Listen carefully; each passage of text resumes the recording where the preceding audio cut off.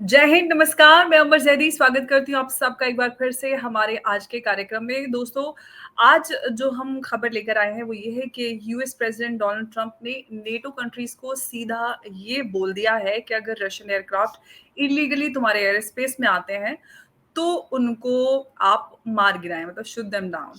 सवाल ये है कि क्या एक प्रोटेक्टिव शील्ड है या फिर डेंजरस ट्रैप? क्या अमेरिका अपने नेटो अलायंस को एक प्रॉक्सी बैटलफील्ड में उतार रहा है अगेंस्ट रशिया? और ये भी सवाल है कि क्या यूरोप के पास वो मिलिट्री और पॉलिटिकल स्टैमिना है कि रशिया के हाइपरसोनिक मिसाइल और स्ट्रेटेजिक माइट को टक्कर दे सके? और थोड़े दिन पहले ही प्रेसिडेंट ट्रंप ने कहा था, जब सबसे पहले ये नेटो की तरफ से कहा गया था कि वो हमारे एयर स्पेस में आ रहे हैं, तो तब कहा था कि गलती हो सकती है। आज कह रहे हैं कि शूट देम डाउन। तो समझने की कोशिश करेंगे कि आखिर है क्या। हमारे आज के मेहमान हैं आदित्य सत्संगी जी। बहुत बहुत स्वागत है आपका आदित्य जी। नमस्कार, थैंक यू जय फॉर हिंद। इनवाइट। आप जय हिंद। आप बुलाने के लिए धन्यवाद और आपके दर्शकों को प्रणाम, आपको भी प्रणाम। देखिए क्या है जी। कि अभी उन्होंने एक ट्वीट किया सुबह। अब देखिए, बहुत थैंक करना चाहिए, जब भी ट्वीट करें सबका फायदा होता है उसमें। तो उन्होंने ट्वीट किया कि Russia is a small power, और मैंने सारे टैक्टिक्स स्टडी कर लिए। तो अभी ट्रम्प बिजनेसमैन भी है, मिलिट्री स्ट्रेटेजिस्ट भी है, ट्रम्प इकोनॉमिस्ट भी है, ट्रम्प बिजनेसमैन, मतलब ट्रम्प को आप जो बनाना चाहे बना लें। And he is also the best golfer by the way. और मैं उनका मेरा वो common Trump connection. Trump Duggal साहब हो गए। एक फिल्म आई थी हमारे यहाँ, तो उसमें दुग्गल साहब का कैरेक्टर होता है, तो काफी फेमस एक मीम होती है कि आज दुग्गल साहब ये हैं, तो कैरेक्टर चेंज करते रहते थे अकॉर्डिंगली। तो दुग्गल साहब हो गए। उनको आपके चैनल पे हम दुग्गल साहब ही बुलाएंगे। तो हमारे दुग्गल साहब जी कुछ भी कर सकते हैं, ये वो भी कर सकते हैं। तो मेलानिया भी शॉक हो जाती है। आज तो ऐसा हुआ कि मेलानिया के साथ घुसे तो एस्केलेटर भी बंद हो गया। इतना ट्रम्प, वो भी डर गया ट्रम्प से। ऊपर चले तो टेलीप्रॉम्प्टर भी बंद हो गया।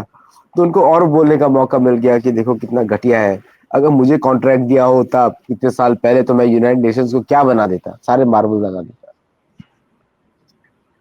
तो ये पहली तो बात उन्होंने सुबह ट्वीट किया रशिया के बारे में कि Russia is a small power, tiny power, they are not able to complete the job जो यूक्रेन का है। All those things he said. और बाद में बोला कि ठीक है, आप अगर नेटो को, हम तो सिर्फ वेपन सप्लाई करेंगे और भी सप्लाई करेंगे, उन्होंने बोला। और आप लोग हरा सकते हैं इनको इजीली, ऐसा उन्होंने बोला। अब ये किसी को आइडिया नहीं है कि रशिया ध्यान से बमबारी कर रहे हैं। Russia is very careful. Kyiv से ही यूएसएसआर बना था। Soviet kingdom became from Kyiv. उनके लिए कीव हिस्टोरिक जगह है। अगर किसी को इतिहास याद ना हो तो ड्रेसडन की बॉम्बिंग याद कर ले जो वेस्ट ने की थी। उसके बाद बर्लिन की बॉम्बिंग याद करें जो रशिया ने की थी। तो रशियन आर्मी का वॉर करने का style is very very destructive. उन्होंने अपना ट्रेडिशनल मेथड यूज नहीं किया है इस समय। पहले तो डराने के लिए गए एक कॉलम में, तो उनको लगा अरे नहीं यूक्रेन का पावर ज्यादा है, तो वापस किया, स्ट्रेटेजी चेंज करी। उन्होंने ईस्ट के स्टेट्स को ऑक्यूपाई किया, जो ईस्ट के स्टेट्स को उन्होंने एक्वायर किया। ईस्ट उसका क्या था कि that is a wheat basket, और उसके अंदर मिनरल्स बहुत ज्यादा है, और रशियन स्पीकिंग टेरिटरीज है। तो उन्होंने बड़ा ध्यान से वो gave went on the east, ताकि क्रीमिया उनके साथ मिल जाए। और और they had all the fire power to occupy Odessa. उन्होंने नहीं किया। मुझे भी शौक हो गया क्यों नहीं किया। ये वही वाली गलती होगी हमारी जो 71 वाली थी, कि अगर हमने बांग्लादेश को वहां पे सरेंडर करवाया है, हमको पीओके ले लेना चाहिए था उस समय। वो बात खत्म हो जाती है हमारी। लेकिन वही गलती उन्होंने कर दी, उड़ीसा का ऑक्यूपाई नहीं किया।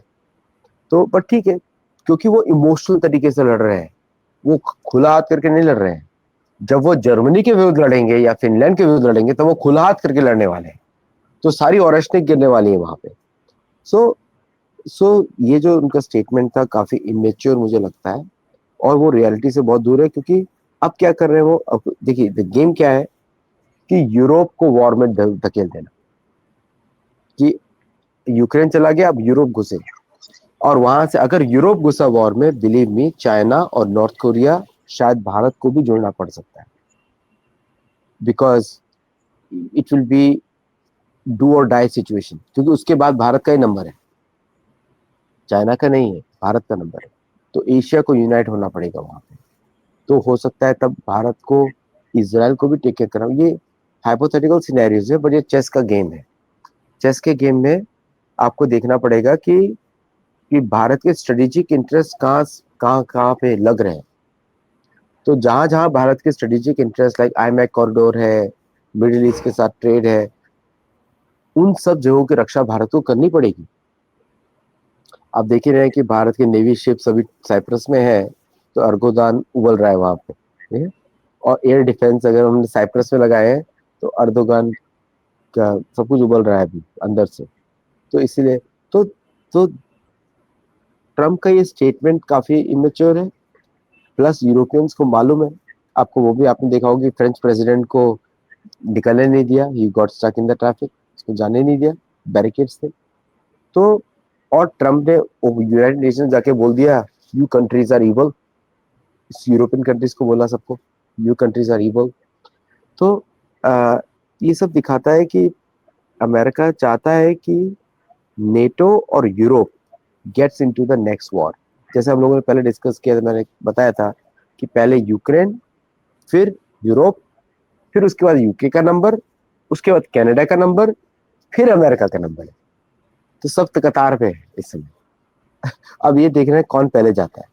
तो पोलिश बहुत उछल रहे थे, और पोलिश के ऊपर तो सारे जोक्स होते हैं यूरोप में, आपको मालूम ही है।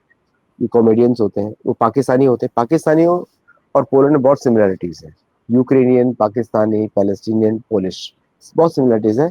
ये लोग लड़ने से पहले बहुत उछलते हैं, और फिर पिटने के बाद सबकी मांगने पहुंच जाते हैं। तो पोलिश के साथ भी पहले हो चुका है। तो नेक्स्ट अगर यूक्रेन के साथ कुछ होता है तो एस्टोनिया, लाटविया, लिथुआनिया, पोलैंड, फिर उसके बाद जर्मनी। और रशियन फोर्सेस इतनी बड़ी हैं, they can take care of all. और यूक्रेन वॉर में उन्होंने तैयारी सिर्फ यूक्रेन के लिए नहीं करी है, तैयारी करी है पूरे यूरोप के लिए और अमेरिका के लिए। और ऐसा नहीं होगा इस बार, अगर वॉर होगा तो अमेरिका को अलग रखा जाएगा, बिकॉज रशियंस प्रैक्टिस कर ही रहे। यस जी। आदित्य जी, जैसे कि आपने कहा कि ये बढ़ सकता है और फिर भारत तक ये पहुँच सकता है। तो क्या अगर नेटो की तरफ से रशियन एयरक्राफ्ट्स को गिराया जाता है, वर्ल्ड वॉर 3 जैसी सिचुएशन आपको नज़र आ रही है आगे? वर्ल्ड वॉर 3 को अवॉइड करने की सिचुएशन चल रही है ना, ये सब गेम्स। यूक्रेन जी। वॉर था ही वर्ल्ड वॉर 3 को अवॉइड करने के लिए। तो लेकिन अब यूक्रेन में इनकी हार हो गई, तो अब कैसे उससे बचें? फेस सेविंग चाहिए। फेस सेविंग क्या हो सकता है कि अगर नेटो कूद पड़े लड़ाई में, और फिर तो ये सब वर्ल्ड वॉर बचाने की टेक्निक्स है। कि वर्ल्ड वॉर इसलिए नहीं हो सकता क्योंकि चाइना नहीं लड़ेगा। ठीक है, वर्ल्ड वॉर हुआ बिकॉज भारतीय ट्रूप्स वर इन्वॉल्व। अगर भारतीय ट्रूप्स नहीं होते 3 मिलियन, तो वर्ल्ड वॉर्स नहीं होते। एक्चुअली नाम बदल गए, यूरोपियन वॉर्स नहीं होते। तो तो इसलिए भारत भी इन्वॉल्व नहीं होगा, चीन भी इन्वॉल्व नहीं होगा, प्लस भारत के द्वारा सुरक्षित ग्लोबल साउथ इन्वॉल्व नहीं होगा। तो इसलिए यूरोपियन वॉर हो सकता है, अमेरिकन वॉर हो सकता है, लेकिन वर्ल्ड वॉर 3 नहीं हो सकता। तो ये समझिए कि फिलहाल अगर जिस तरह से नेटो को इस पूरे वॉर में लाने की कोशिश कर रहे हैं, जिस तरह से हम प्रेज़िडेंट ट्रम्प के स्टेटमेंट पे बात कर रहे हैं, आपको क्या लगता है नेटो का क्या इस पर रुख रहेगा? क्या वो इसमें एस्केलेशन करेंगे फाइटर जेट्स या फिर जो एयरक्राफ्ट्स हैं रशियन उनको गिरा के? नहीं करेंगे, नहीं करेंगे, बिकॉज उनको रिटेलिएशन मालूम है। और पहली बात तो रशियन फाइटर जेट्स जो है वो वही रैकी कर रहे हैं जो अमेरिकन करते हैं। तो अमेरिकन भी F-35 से कर रहे हैं। तो जो रिपोर्ट्स आप देख रहे हैं वो वेस्टर्न मीडिया की रिपोर्ट्स हैं, उसके ऊपर आप पूरी सिचुएशन को नहीं देख सकते। क्या उसके पहले हुआ, किसने एस्केलेशन किया, क्योंकि वेस्ट वही दिखाएगा जो उसके फेवर में होगा। तो वहाँ पे कोई इंडिपेंडेंट रिपोर्टिंग नहीं है, इंडिपेंडेंट रिपोर्टिंग का बूथ सिर्फ भारत के अंदर है, वहाँ पे नहीं है। वहाँ पे वही दिखाते हैं जो वो दिखाना चाहते हैं फ्रॉम देयर पर्सपेक्टिव। आप हॉलीवुड के मूवीज देख लीजिए या कोई भी मूवीज देख लीजिए, वहाँ पे अमेरिकन हीरो पूरी दुनिया को बचाता है, असलियत में सारे हेलीकॉप्टर से भागते हैं। ठीक है, रियलिटी अलग होती है, मूवीज अलग होती है। तो मीडिया भी आजकल मूवीज के जैसा ही है। तो their own escalation with F-35, उसके रिटेलिएशन में चल रही है रशियन सॉल्जर्स। तो दैट्स वाई ये एस्केलेशन नहीं है। और जो ट्रम्प उकसा रहे हैं कि कर दो, मार दो, मार दो, मार दो, तो वो उकसाने की कोशिश कर रहे हैं। उससे अमेरिकन वेपन्स और बिकेंगे, तो शेयर प्राइसेस अमेरिकन कंपनीज के ऊपर जाएगा, और शायद किसी को कट भी मिलेगा वहाँ पे जीओपी को। किसी मैं यही सवाल आपसे पूछने वाली है, तो आप यहीं पे ले आए, तो कहीं मतलब सवाल यही है कि रशियन जेट्स को गिराने के नाम पे जो यूरोप की सुरक्षा की बात और या मुद्दा लेके आ रहे हैं प्रेसिडेंट ट्रम्प, ये अपनी आर्म्स बेचने के लिए किया जा रहा है पूरी तरह से, यही समझा जाए? पूरी पूरी तरीके से ये शेयर प्राइसेस का गेम है, स्टॉक मार्केट का गेम है। क्योंकि अभी जैसे ट्रम्प के इतने सारे स्टेटमेंट्स के बाद फार्मर्स प्रोटेस्ट अमेरिका में रियल वाला शुरू हुआ है, भारत वाला नकली था, ये तो रियल वाला शुरू हुआ। जी। तो इसलिए अब उसको कोई ना कोई ऐसा इशू चाहिए जिससे उसको वॉर टाइम पावर्स मिल जाए। War time powers American president की बहुत ज्यादा होती है, वो इलेक्शंस रोक सकते हैं। तो तो उस तो दैट्स वाई वो ये सब काम कर रहे हैं कि अगर एस्केलेशन होता है तो उसमें ट्रम्प मिड टर्म चला जाएगा, तो फिर ट्रम्प बैठेंगे 4 साल तक फुल्ली निश्चिंत, शहनशाह ट्रम्प, और फिर शहनशाह जो है शहनशाही चलाएंगे। So the actually the bottom line is कि वो चाहते हैं कि यूरोप कुछ करे, और यूरोप डर रहा है करने से क्योंकि उसको मालूम है आउटकम, उसको गेन नहीं करना है। रशिया उसकी टेरिटरी नहीं मांग रहा है, तो there is nothing to lose for right now for Europe. और यूक्रेन तो वॉर तो ब्रिटिश इंटेलिजेंस और अमेरिकन इंटेलिजेंस का वॉर है, यूरोप इंटेलिजेंस का भी वॉर नहीं है। वो तो बेचारे फंसे हुए हैं बिकॉज जर्मनी अभी भी वर्ल्ड वॉर 2 की रेंट पे कर रहा है अमेरिका को, अभी भी पे कर रहा है, तो दैट्स व्हाई जी। They are stuck. अगर जी। आप अभी तक देखेंगे तो यूरोप में inflation 35 to 40% is because of American. जी, बिल्कुल, और यूरोप कहीं न कहीं इस बात को समझ रहा है और भारत के साथ कहीं न कहीं जो ट्रेड टाइज़ हैं और वो उसको मज़बूत करने की कोशिश कर रहा है। लेकिन आदित्य जी, हमने नेटो में भी पिछले दिनों कलह और सारी चीज़ें देखी हैं, और जो यूरोप है वो सालों से जो यूएस की सिक्योरिटी अम्ब्रेला है उसके नीचे रहा है। आपको क्या लगता है कि अब जिस तरह की सिचुएशन सामने आ रही हैं, अमेरिका या प्रेज़िडेंट ट्रम्प कहीं वो उनको उकसाने की कोशिश कर रहे हैं, तो क्या आपको लगता है कि अब ये समय आ गया है कि वो अपनी खुद की डिफेंस इंडिपेंडेंस दिखाएँ और जो यूएस के रिमोट कंट्रोल पे हैं, उससे बाहर निकलें? यूरोप निकल नहीं सकता, पॉसिबल इम्पॉसिबल है। और वो अम्ब्रेला जो अमेरिकन न्यूक्लियर अम्ब्रेला है वही वाला अम्ब्रेला है जो आलू बम अम्ब्रेला था पाकिस्तान के ऊपर, सेम है। सो जिसको कभी भी रशियन या इंडियन या कोई भी फोर्सेस खत्म कर सकते, सबको मालूम है क्या है।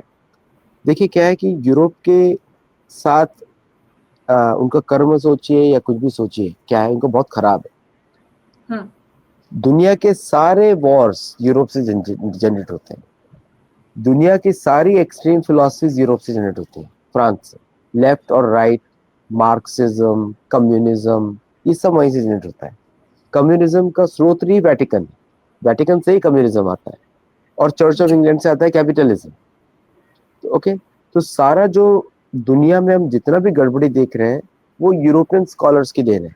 तो मेरी सब दर्शकों से विनती है आपके कि कभी भी यूरोप में इकोनॉमिक्स ना पढ़े, कभी भी यूरोप में पॉलिटिक्स ना पढ़े, क्योंकि उससे आपको ऐसा लगेगा कि दुनिया जीने लायक नहीं है उसके बाद।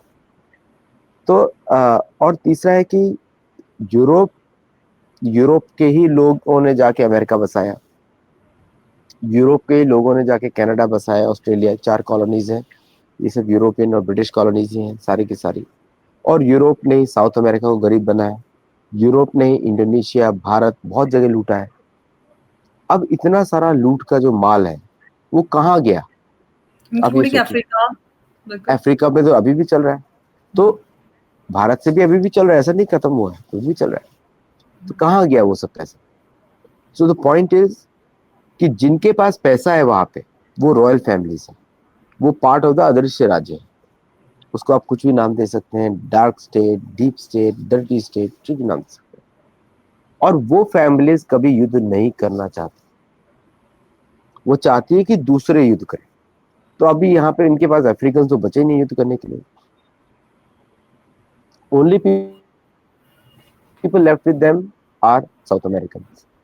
वही बेचारे, क्योंकि वहां पे इतनी गरीबी रखी है तो वहां के लोग ला सकते हैं, भारत से कोई युद्ध करने आएगा नहीं, और साउथ अमेरिका के लोग युद्ध कर नहीं सकते, वो उनको तो टाको दे दो तो भाग जाएंगे वहां से खा पी के। तो द पॉइंट इज कि अब बचा कौन युद्ध करने के लिए? खुद की पॉपुलेशन है नहीं। अगर खुद की पॉपुलेशन होगी, और इतने सारे तो इमिग्रेंट्स आपने भर लिए 3 मिलियन 4 मिलियन, इसीलिए भरवाए थे कि कभी युद्ध करना पड़े तो इनको मरवाएंगे सबसे पहले। ओके, ये उनका स्ट्रेटेजी था। उसमें से कोई मिलिट्री ज्वाइन करना नहीं चाहता।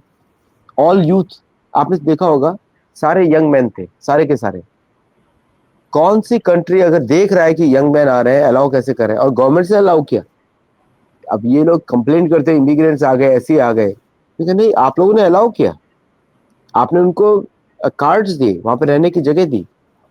अब आप उनको क्या, इनका प्लान क्या था कि उनको यूज किया जाएगा मिलिट्री में। अब पता लगा कि वो मिलिट्री ट्रेनिंग करने लायक ही नहीं है, तो कैसे करेंगे। तो Europe, in short answer is, they cannot fight.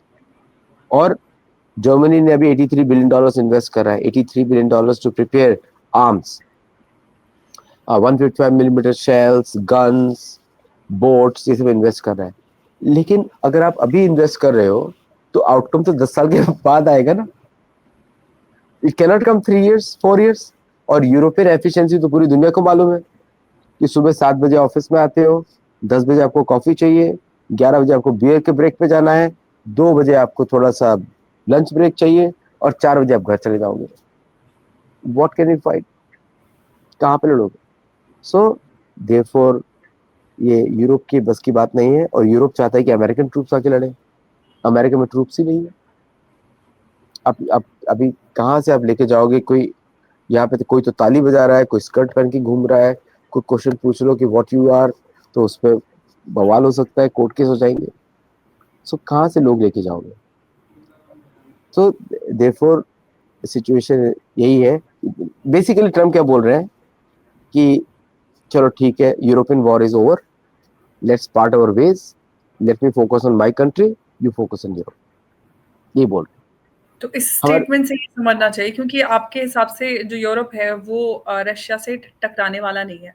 लेकिन लेट्स सपोज अगर जो यूरोप है यूएस के कहने पर रशिया से टक्कर ले लेता है, तो जो न्यूक्लियर एस्केलेशन की तरफ जाते हुए आपको ये पूरा जो है वो पूरा मामला नजर आता है। 100% फर्स्ट स्ट्राइक रशिया की होगी, न्यूक्लियर स्ट्राइक। ऑलरेडी बोल दिया उन्होंने, यावरोव ने बोल दिया, रशियन प्रेसिडेंट ने एटलीस्ट 15 बार बोला होगा। हम्म। तो Russia will go in for nuclear strike, क्योंकि न्यूक्लियर स्ट्राइक फर्स्ट टाइम ही होती है, second strike there is no such thing as second strike. जो फर्स्ट स्ट्राइक करेगा वही जीतेगा। इसीलिए भारत ने भी अपनी डॉक्ट्रिन चेंज कर दी ना। If we get a hint that हमारे टैक्टिकल फोर्सेस पे हर्ट हो सकता है, वी विल यूज फर्स्ट। और Bharat is the first country to attack an another nuclear country. तो भारत ने भी डॉक्ट्रिन चेंज कर दिया ना। तो तो तो रशिया का टैक्टिक तो स्ट्रेट न्यूक्लियर है, इसीलिए सब रुके हुए। ओके। तो अगर हम इस एस्केलेशन या फिर जिस तरह से सिचुएशन डेवलप हो रही है, जो नेटो और रशिया कॉन्फ्लिक्ट अगर हो जाता है, तो अगर हम ग्लोबल इकोनॉमी और जियोपॉलिटिकल उसकी बात करते हैं, तो उस पर क्या असर होगा, स्पेसिफिकली अगर एशिया और वेस्ट एशिया की बात करें। देखिए क्या है कि वेस्ट एशिया वाले तो बड़े खुश होंगे कि पहली बार अमेरिका का कब्जा थोड़ा कम हुआ है। उनके लिए तो राहत का समय होगा, है ना। तो शायद वो अमेरिकन बेसिस भी एक्वायर कर लें उस समय, लूट मार करके पहुंच जाए उसके ऊपर। तो वेस्ट एशिया को, देखिए वेस्ट एशिया इम्पोर्टेंट सिर्फ अमेरिका के लिए है, बाकी किसी के लिए इतना इम्पोर्टेंट नहीं है, कि तेल है वहां पे। जिस दिन जी। अमेरिका के पास पास ऐसा सिचुएशन हो जाएगा कि उसको अपनी होमलैंड बचानी है hmm. Before West Asia, then he will hmm. Focus on the homeland. Europe के साथ भी यही चीज है। जिस दिन उनको लगेगा कि there Europe is more important than any other land, तो वो हो जाएगा। तो जैसे ही अगर ये वॉर होता है तो फर्स्ट आउटकम क्या होगा, डीकोलोनाइजेशन, डी रेडिकलाइजेशन, ये सब हो जाएगा। तो भारत के लिए बहुत ही अच्छा होगा, क्योंकि फिर अभी जैसे इतिहास तो यही बताता है यमन का, कि वहां पे हिंदू राजशाही थी पहले, गुजरात की, है ना। तो ये सारी जगह नेचुरल उसमें चली जाएगी, जैसे हमारे जैसा ही बोलते हैं ना वो भी, चिल्ला चिल्ला के। उनकी अरेबिक तो उनकी है भाषा। अदर देन एवरीथिंग, उनको अगर भारत में उनको भारतीय कपड़े पहना के सड़क पे घुमा दो, तो पहचान ही नहीं पाएगा कि भारतीय नहीं है, ऐसे दिखते बिल्कुल, हैं वो यमन लोग। की बात करें, अरबियों की बात करें, Saudi Arabian, in fact half of them like Indian, क्योंकि सारे अरबी बिल्कुल गोरे नहीं होते हैं, ब्राउन भी होते हैं। तो ऑफ कोर्स उनकी शक्लें बिल्कुल एक जैसी हैं, भाषा तो ऑफ कोर्स भारत में ही देख लें तो अलग-अलग थोड़ी-थोड़ी दूरी पे ही भाषाएँ बहुत सारी मिल जाती हैं। लेकिन आदित्य करेक्ट। जी, भारत की आपने बात की, भारत के लिए आपने कहा ये अच्छा होगा। अगर हम इस पूरे वेस्ट और रशिया के एस्केलेशन की जो बात कर रहे हैं, भारत जैसे जो न्यूट्रल पावर्स हैं, उनके लिए क्या इसमें आपको नज़र आता है? क्या डिप्लोमेटिक स्पेस रह पाएगा उनके लिए? देखिए, एक बड़ा फेमस स्टेटमेंट है भारतीय नेवी चीफ का, 5-6 साल हुँ, पुराना। बोलते हैं कि सुएज कैनाल से मलाक्का स्ट्रेट तक no bird can fly without Indian navy's knowing it. Okay, no bird can fly without Indian navy knowing it. और उन्होंने ये भी बोला कि our offensive power is so much that इस एरिया में चाहे कोई भी आ जाए, कितने भी शिप्स लेके आ जाए, दे कैन नॉट एस्केप अस। ये बोला हुँ, उन्होंने। तो अगर कोई इस तरह का एस्केलेशन होता है, और मेरी इंफॉर्मेशन पब्लिक सोर्सेज से है, अगर कोई भी ऐसा एस्केलेशन होता है तो this will become a no war zone protected by the Indian nuclear weapons and the Indian navy. और शायद ये भी हो कि उस समय बाकी कंट्रीज इंडिया के साथ कोऑपरेट करें और भारत को सपोर्ट भी दे, ऐसा भी हो सकता है। Because that is a high probability, क्योंकि उनको मालूम है कि भाई ये लीडर है, अब इस समय मुसीबत का समय है, कोऑपरेट करो इससे, don't don't do here and there. तो उस चक्कर में I see this region will become the peace reason.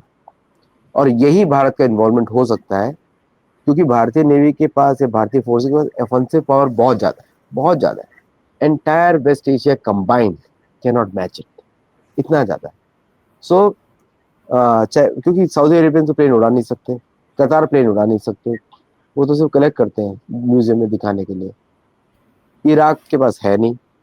Iran Iran is the only country which has some viable technology, बाकी किसी के पास कुछ नहीं। Iran is the only country which develops their own technology and their engineering skills are pretty good, जो भी उन्होंने बनाया है। It is the only country जो अपना सैटेलाइट खुद भी लॉन्च किया है। So other than that which is, वो तो रशिया के साथ भी काम करता है, they work with China also, and they some cases they work with India also.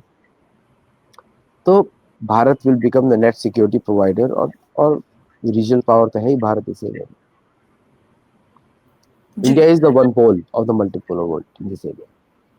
आपने एक इम्पॉर्टेंट बात कही कि अगर वेस्ट एशिया का को लेकर और मैंने एशिया को लेकर जो आपसे सवाल किया था कि यमन और इस तरह के जो भी वो कंट्रीज़ हैं, वो अपनी न्यूट्रल स्टेट में वापस आएँगे क्योंकि हम सब जानते हैं कि अमेरिका ने रेडिकलाइज़ेशन और सारी चीज़ें खुद क्रिएट करके फिर खुद उन्हीं को ख़त्म करने का बीड़ा उठाता है।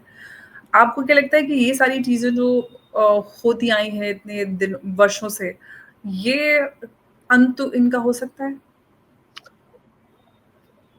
देखिए, सारे बॉर्डर्स, अगर आप इतिहास देखें, सारे बॉर्डर्स आर्टिफिशियल है वेस्ट एशिया की। जॉर्डन एक अजीब सा देश है, छोटा सा जगह के लोग रहते हैं और बाकी पूरा खाली है।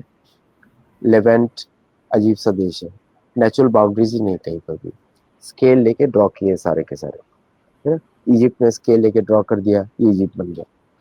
हुँ, सो ये सारी बॉर्डर्स और कंट्रीज कितनी बड़ी बड़ी है, एक कतर, एक एमिरेट में भी 7 कंट्रीज हैं, नॉट वन। और छोटी छोटी कंट्रीज हैं, और बाकी जो भी उनसे एग्री नहीं करता है, इट्स ए वेस्ट लैंड, जिसको सीआईए यूज करता है रिक्रूटमेंट के लिए और सबके लिए यूज करते हैं। तो ये जितना भी रेडिकलाइजेशन था, वो सब यूएस डॉलर की वजह से था, रिजर्व करेंसी। और उसके चक्कर में इन सब जगहों पे 20 मिलियन से ज्यादा लोग मारे हैं वेस्टर्न कंट्रीज में। 20 मिलियन, 2 करोड़ लोग से ज्यादा लोग मारे गए हैं। बहुत सारे इनोसेंट भी हो सकते हैं वहां पे, मेजोरिटी तो इनोसेंट ही होंगे। और तो ये लोग भी पक गए पूरे अमेरिका के रवैये से, अमेरिकन को भी मालूम है। और तो आ, ये सारा रीजन, अगर कोई भी मेजर कॉन्फ्लिक्ट होता है, ये सब इनके कंट्रोल से बाहर चला जाएगा, because now they know how to do it. Houthi Houthi rebels ने दिखा दिया। फिर अफगानिस्तान में ट्रम्प ने बोला हम बगराम बेस लेंगे, तालिबान ने बोला वापस आके लड़ लो, एक बार लड़ चुके एक बार फिर आके लड़ लो।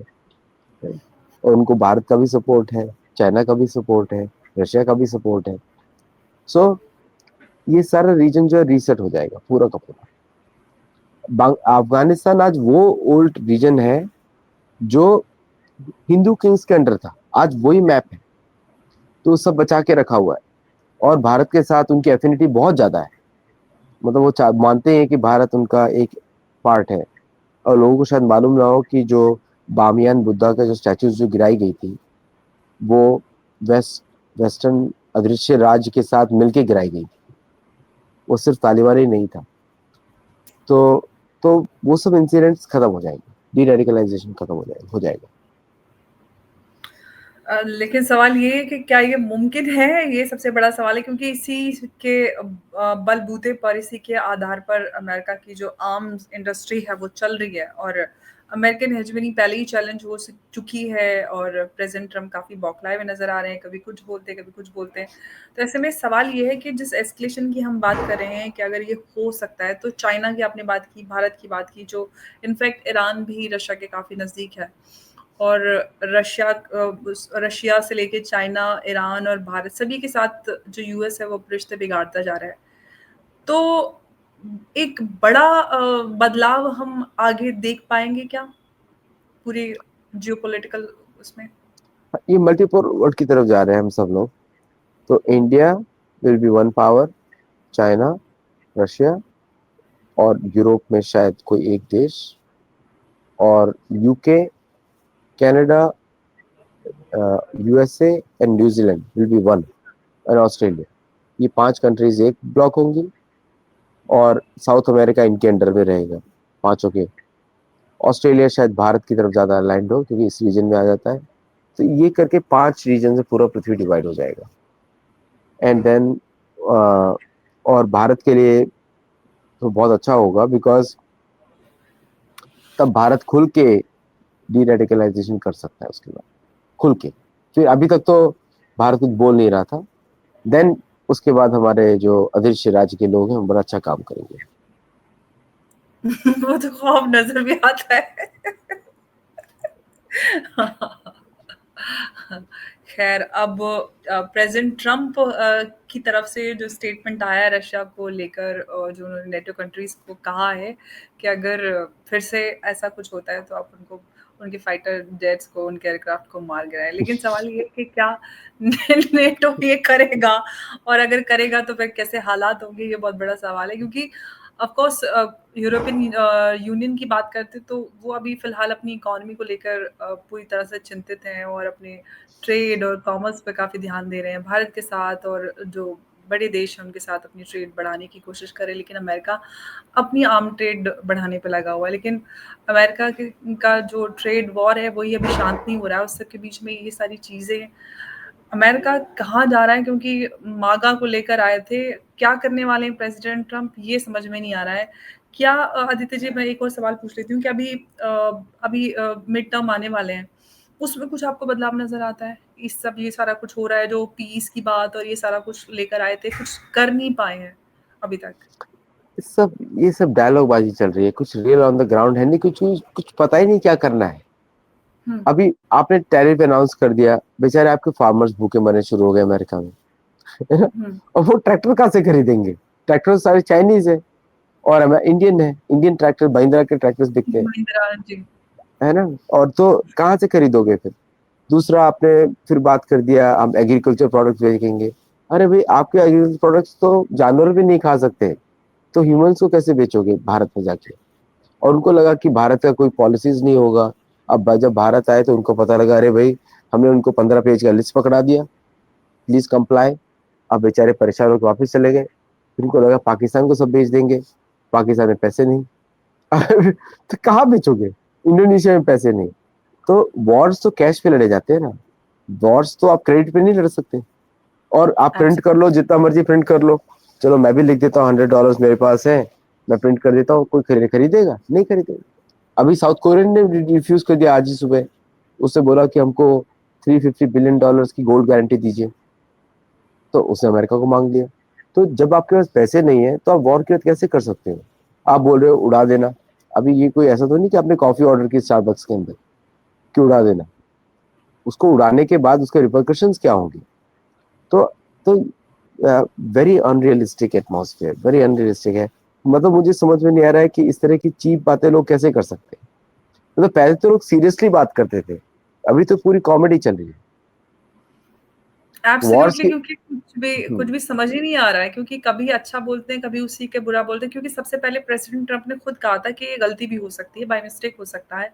आज वो यही बोल रहे हैं कि ये अगर ऐसा होता है तो आप उनके फाइटर्स मार गिराइए। तो समझ में नहीं आता कि वो आखिर किस डगर पर चल रहे हैं, क्योंकि बिल्कुल समझ में आ रहा है। सेम भारत को लेकर भी एक दिन तारीफ होती है, फिर अगले दिन वो कुछ कर देते हैं। तो नहीं, भारत तो इग्नोर करता है हमको, रॉयल इग्नोर करता है। अभी वो वापस म्यूट बटन पे चले गए। तो तो ट्रम्प उठाते ही नहीं अभी। अभी भारतीय, मैं देख रहा था सोशल चैटर, तो वो बोलते ट्रम्प तो बकवास करते ही रहते हैं, डोंट केयर अबाउट ट्रम्प। तो ये तो भारतीयों को तो कोई फर्क पड़ता नहीं है। जब कोई रिटर्न आएगा तो बात होगी, उस बात होगी। अभी जयशंकर जी और पीयूष गोयल अमेरिका में है। देखिए, जी, जयशंकर ने बड़ा क्लियर कर दिया अपनी प्रायोरिटीज, कि जी। भारत की प्रायोरिटी है ग्लोबल साउथ। हुँ, आपका ड्रामा आप चलाते रहो, हमको आपसे डाइवर्सिफाई करना है। तो instead of selling to one large US, will going to sell to 180 small countries, है ना। एब्सोल्युटली। तो ये भारत का स्ट्रेटेजी, ये रियल बात हो रही है अभी यूनाइटेड नेशंस में। तो वहां पे ट्रम्प अपनी बकवास कर रहे हैं, और यहाँ पे हमारे जयशंकर जी मीटिंग कर रहे हैं जी ग्लोबल साउथ के साथ। पीयूष गोयल जी को देखते अमेरिकन घबरा जाते हैं, बोलते अब ये की क्या मांगेगा आके, क्योंकि वो तो उसको गिराते ना सिक्के, ये 10 रुपए का अब क्या होगा, फिर 12 रुपए का। देखिए अमेरिका की औकात क्या कर दी, एक बुशनल तो खरीद लो हमसे कॉर्न का प्लीज। एक ये होता है कि हमारा नेगोशिएशन। तो दिस इज ऑल ओवर। और और राजनाथ सिंह ने तो बड़ा क्लियरली आज बोल ही दिया है, वेरी क्लियरली, कि Bharat is not looking for जी, strategic independence, looking for strategic autonomy. तो भारत डिफेंस पे कभी समझौता करता ही नहीं किसी के साथ। आप बहुत नाटक कर रहे थे जी के इंजन नहीं दूंगा नहीं दूंगा। हुँ, तो now we have GTRE okay, set up in Tejas, है ना। तो बिल्कुल। We will overcome it. और फ्रेंच तो आपको बता रहा हूँ, French are known for selling their soul for money. The French और case is the most Safran की एक्सपेंसिव जो केस। सैफरान का ऑफर भी जी, सैफरान का ऑफर भी स्टडी कर रहा है भारत फिलहाल, नहीं, ऑलरेडी एग्री हो इंजन गया का। वो। वो मतलब तो ऑलरेडी एग्री हो गया। पिछले दिनों में। हुँ, हाँ, तो भारत इज गोइंग। और क्या पता कल को हमारे गोदरेज वाले बोले चलो हमने चेतक बनाया था, चलो अब हम ये बना दे। बजाज वाले बोले कि चलो अब इंजन तैयार हो गया, because we have the expertise. मैं तो I have trust on my engineers, हम लोग कर सकते हैं आराम से। तो उसमें कोई बड़ी बात नहीं है। एंड द पॉइंट इज, अभी तक क्या हो रहा था कि जो हमारे अच्छे इंजीनियर्स थे H1 के चक्कर में हम लोग सब निकल जाते थे, क्योंकि भारत में अपॉर्चुनिटीज नहीं होती थी। अब मोदी जी हुँ, ने इतनी अपॉर्चुनिटीज क्रिएट कर दी है कि now our good engineers are going to stay back and they will develop things now. Russia ने कितना नाटक किया था, if you remember, cryogenic engine पे, if you remember old times, कितना ड्रामा जी, किया था लिक्विड क्रायोजेनिक इंजन पे। अब देखो भारत तो इनोवेशंस बनाता है अभी तो, है ना। So now we won't, absolutely. In few years time मुझे लग रहा है कि हम C-17 जैसे प्लेन्स भी खुद ही बनाएंगे अब। क्या पता हम अपने खुद की पैसेंजर प्लेन्स बनाना शुरू कर दें इन फ्यूचर। बिल्कुल, अभी फ्यूज़लेज तो बनाते हैं, तो इंजन भी बना लेंगे। जब इंजन आएगा तो ऑफ कोर्स या खुद का हम एयरक्राफ्ट भी बना सकते हैं। और वो इंजन से इजी फाइटर इंजन है, जेट वो बना तो सकते हैं, तो ऑफ कोर्स कमर्शियल इंजन, जी, इजी इंजन। तो it's a good future for जी, Bharat always. But only thing we lack is the long range bombers. और क्योंकि अभी तक भारत ने सोचा नहीं था कि हुँ। जरूरत पड़ेगी, लेकिन अब शायद ये प्लान्स भी आ गए हैं कि we need long range bombers. कल को किसी की ठुकाई करनी पड़े 13,000 मील की दूरी पे, हम कर सके। बिल्कुल एकदम आपने सही बात कही है। ऑफ कोर्स ये खबर पिछले दिनों आई थी कुछ महीने पहले, और पाकिस्तान से भी ये खबर आई थी। अब पता नहीं पाकिस्तान में से जो खबर आई थी वो सही है नहीं है, लेकिन भारत से ज़रूर ये ऑथेंटिक खबर थी। तो तब देखते हैं कि आगे इस पूरी सिचुएशन पर हमें क्या भविष्य में अपडेट्स मिलते हैं। फिलहाल तो इंटरेस्टिंग सिचुएशन बनी हुई है, बहुत मजा आ रहा है। आदित्य जी सेट एंटरटेनमेंट चालू है पूरा। बहुत बहुत धन्यवाद आदित्य जी इस थैंक यू। इंटरेस्टिंग डिस्कशन में हमारे साथ जुड़ने के लिए, और आपने बहुत अहम पॉइंट्स साझा किए उसके लिए धन्यवाद। Thank you. नमस्कार, जय हिंद, जय धन्यवाद। भारत। नमस्कार। जय हिंद, जय भारत।